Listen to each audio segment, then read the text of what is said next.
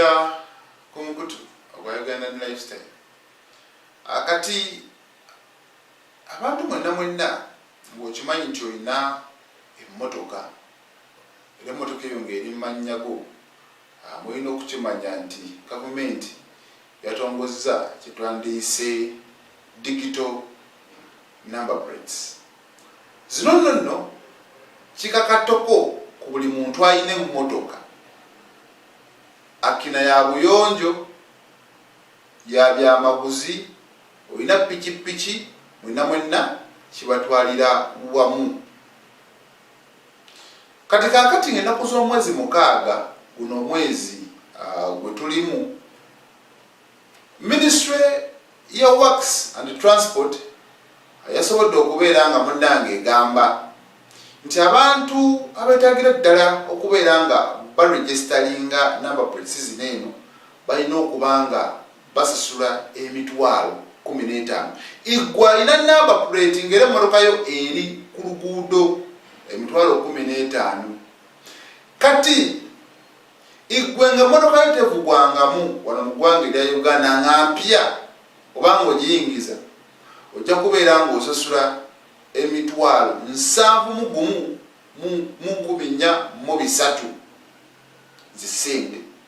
Abalina emmotoka eziri ku nguudo emitwalo 15. Emmotoka yo mpya kaveera sabukula busabukuluzi ojja sasula emitwalo 7,430.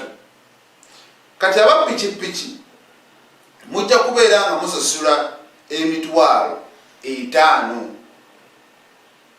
Mujja kubeera nga musasula emitwalo 5.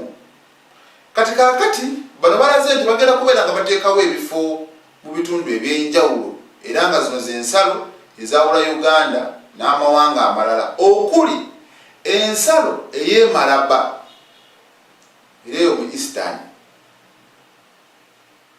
Ensalo ey'e Malaba bajja kuteekawo entry point omusobola okubeera nga musasula. Bajja kuteekawo entry point endala ku nsalo ey'e Mutukula, oyo yetugatta ne Tanzania, era we bajja otandikira. Ewalala bajja genda mu bondi z'emmotoka, buli mmotoka eyo basobole okubeera nga baligiregisteringa esasule digital number plate. Kitegeeza teri mmotoka ejja kubeera nga eddamu okuyingira wano mu Uganda erya Uganda nga terina digital number plate oba nga tebagiregisterinze kubeera na digital number plate. N'emmotoka eziri mu bondi ezisanaba kubeera nga zigulibwa nazo bagendayo baziregisteringe zibeere nekituyita digital number plate. Kati gwe alina emmotoka ojja kwebuuza onaakola otya okusobola okulaba nga oregisteringa okufuna digital number plate. Kati waliwo kye tuyita ITMS services. Bano nno be bagenda okubeera nga bakuyamba okufuna digital number plate n'okugisasula. Ogenda kukola otya? Ojja kugenda ku mukutu gwabwe. Omukutu gwabwe baguyita ITMS portal. Ogendayo ojja kutuuka olabe osobola okubeera nga waliwo ekigambo register. Teekamu ebikwogerako ebinaaba bikusabiddwa, oluvannyuma okakase nti yeggwe. Ate awo verification link bajja kubeera nga bajja kuweereza ku email yo. Kati bw'onaamaliriza ojja kuddamu ologinge in ng'okozesa ebyo bye baakusabye era n'obiteekamu. Bw'onaamaliriza ojja kusangayo foomu. Bw'osangayo foomu olabe biki byotajjuzzaamu ne byolina okumaliriza ng'okoze eki ng'ojjuzzaamu. Kati bw'onaamaliriza ojja kugenda maaso n'okubeera nga o-uploadinga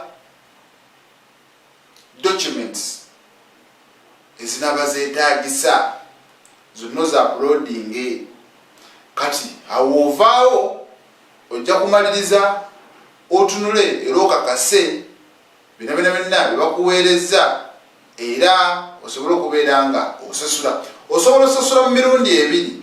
Osobola okukozesa kye tuyita online banking oba osobola osasuza mobile money. Bw'onaaba omaliriza okusasula era bajja kukuleetera kye twandiyise confirmation message ne reference number eraga nti nno omaliriza okubeera nga osasula. Ekyo tukitegedde era tuli wamu.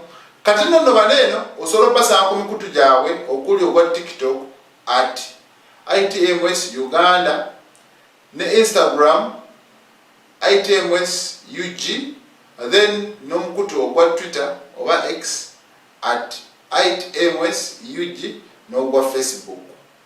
Kale namba zaabwe oyinza obafuna ku 074 345 8 kale mu mbeera bwetyo osobola osasulira mu Stanbic Bank accounting number eri 90 300 19 98 63 48 oba osobola okozesa Airtel Money oba mobile money mu mbeera yonna. Anyway, tebansasudde naye just engezaako kubeera nga munnange abantu mbalabula era mbategeeza ku mbeera eziriwo. Tugoberera amateeka aye tusobola okuba nga munnange obulamu butugondera. Byebyo nze Sigawa Mulishi.